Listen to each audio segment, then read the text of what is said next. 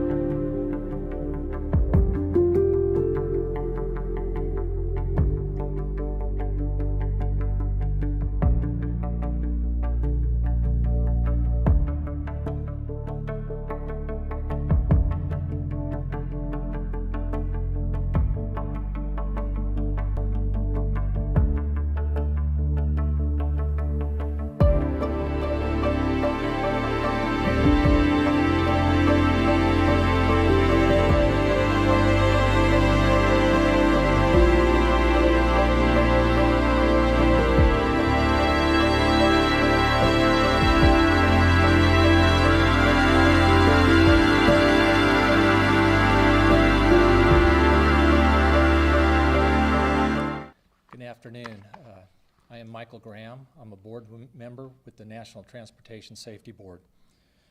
The NTSB arrived on scene this morning to investigate the mid-air collision between the Boeing 17G and the Bell P-63F during the Wings Over Dallas air show. Before I go any further, on behalf of the NTSB, I want to express my deepest sympathies to the families who lost loved ones in this terrible tragedy. A representative from the NTSB's Transportation Disaster Assistance Division is here in Dallas. He is contacting family members of those who were lost to provide support as well as updates to the investigation as they become available.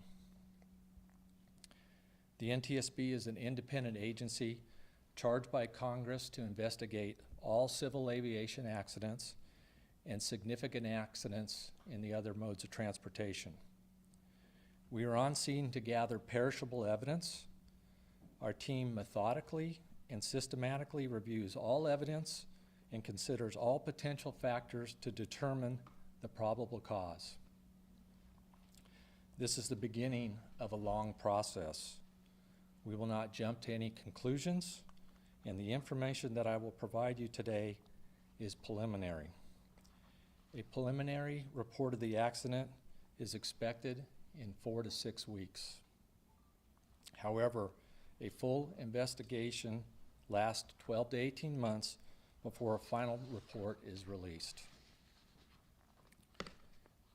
Yesterday at about 13:22 Central Standard Time, a Boeing B-17G November 7227 Charlie and a Bell P-63F November 6763 collided in midair at the Dallas Executive Airport during the Wings Over Dallas air show. A post-impact fire ensued. 5 crew members of the B-17 and the pilot of the P-63 were fatally injured. There were no ground injuries reported. We're analyzing radar and video footage to pinpoint the exact location of where the midair occurred. The debris field is scattered with the majority of the wreckage landing on the airport property. The debris which landed outside the airfield was documented and recovered by the Dallas Police Department and turned over to the NTSB. We are coordinating the wreckage to be removed to a secure location to lay out both aircraft and examine the airframe and engines as part of the NTSB's standard investigative process. Both aircraft were owned and operated by American Air Power Heritage Flying Museum. The NTSB's investigator in charge and with me today is Jason Aguilera. Jason will be joined by a deputy investigator in charge, Mike Hodges. Several other NTSB investigators will be examining the following areas: airworthiness, operations, air traffic control, and aircraft performance. The NTSB's teams on scene investigate activities today include: we began securing the audio recordings from the air traffic control tower. We surveyed the accident site by the NTSB's drone, as well as photographed the scene from the ground to document the accident site prior to wreckage being moved. We have started conducting interviews of the other formation crews and airshow operations. Those interviews will continue in the coming days. The content of those interviews will not be released at this time. We are working with the Commemorative Air Force to obtain pilot training records and aircraft maintenance records. Neither aircraft was equipped with a flight data recorder or a cockpit voice recorder, often known as the black box. They were also not required to be equipped with either a FDR or CVR. At this time, parties to the investigation include the Commemorative Air Force and the FAA. As the investigation continues, other parties could be named. If anybody in the public has any photos or videos, we'd like to ask that you please share them with the NTSB, and you could send those to witness@ntsb.gov. Again, that's witness@ntsb.gov. We will provide updates as they become available. You can follow the NTSB on Twitter at NTSB_newsroom. One final comment. I would like to thank all the first responders to this accident, as well as the Dallas Executive Airport Authority. They have been working very hard to contain this accident and to ensure the scene is safe for everyone. We appreciate all they have done. I will take a couple questions here, and I ask that when I do, if you please raise your hand. When I call on you, please state your name and your affiliation. Right here. Hi, sir. Thank you. Sophia Bosley with NBC5. And first and foremost, condolences go out to the family, absolutely, and the staff here. Just how critical are those videos going to be, just given the circumstances of what you all are working with? There's a lot of video out there in the public. Just kind of go into more detail on why it's going to be so important. Sure. The question is how critical will the videos and the photos and all of the mid-air be to our investigation? They'll actually be very critical, since we don't have any flight data recorder data or cockpit voice recorders or anything like that. It'd be very critical to analyze the collision and also tie that in with the air traffic control recordings to determine why the two aircraft collided, and to determine basically the how and why this accident happened, and then eventually, hopefully, maybe make some safety recommendations to prevent it from happening in the future. In the back. Brett Schiff with Spectrum News 1. How ordinary is it for airshow stunts to take place over public property, freeways, the general public, as this appears to have taken place? So your question, let me get this right, is how ordinary is it for the performers to overfly public spaces and things like that? The FAA, one of the parts of our investigation will be to look at the what the FAA calls the box, the airshow box, and where aircraft are allowed to do their performance, and there should not be any vehicles or people underneath them. Now, granted, planes do fly outside the box to set up for their maneuvers, so this is one of the areas that we will be looking at very closely. Right here. Yep, William Joy, WFAA. So you talked about not having the flight recorder and the importance of videos. How often is it that you're investigating a crash where there is no flight recorder, and just how difficult does the lack of one make the investigation? Okay. The question is basically how difficult is it for us to determine or to investigate an accident that doesn't have a flight data recorder or CVR, and the fact that we do have a camera or plenty of video, social media videos out there. Unfortunately, many of the general aviation accidents that we see out there, there is no flight data recorder or CVR, and many times there is no video. So it's very difficult for us to determine the probable cause. But the expertise of our investigators and the witness marks of the wreckage and things like that provides us a lot of information. But there are times that we cannot determine the probable cause to an accident. I think there's some over here. Yeah, David Centenary with Fox 4 News here in Dallas. Just reading up on some of these things, and of course we're not the experts, but reading on the above ground level, the AGL, it appears these planes, were at the same AGL or close to it when what we saw in the video. Was that an approved part of the choreography, or is that typical to see planes flying that close at the same level to each other during these shows? So the question is basically, was the height level and the co-altitude, the approved altitude for these aircraft to be flying? Is that? Yes. Well, that's part of what we'll be determining here, and we were gathering evidence at that time. At this time, we don't have the exact altitude of each one, and one of the things we would probably most likely be trying to determine is why those aircraft were at co-altitude in the same airspace at the same time. And then as far as this show specifically, who would make that decision typically on the choreography if it were the case? So the question is, who would make that determination of where each aircraft would be as far as the choreography is concerned? that is one of the things that we are looking into right now. Obviously, as I said, we're here to collect all the evidence, conduct interviews with the operations, the airshow operations, and the other performers.